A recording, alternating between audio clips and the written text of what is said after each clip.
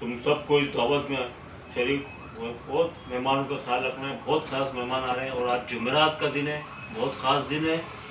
मैं कुछ गड़बड़ नहीं मांगता हूँ और किसी ने भी कोई गड़बड़ की उसका हाल बुरा हो जाएगा। और जो है तुम्हें ख़ास तौर पर, तुम यहाँ के इंतज़ामिया के बहुत बड़े लीडर हो, तुम्हें ख़ास तौर पर मैं कह रहा हूँ कोई गड़बड़ नहीं होनी चाहिए। और मेहमान आने वाले हैं, बहुत तरीके से उनका इस्तेमाल करो।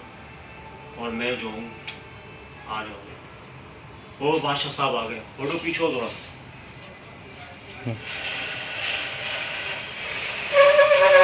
आए आए रास्ता को पीछे हो थोड़ा।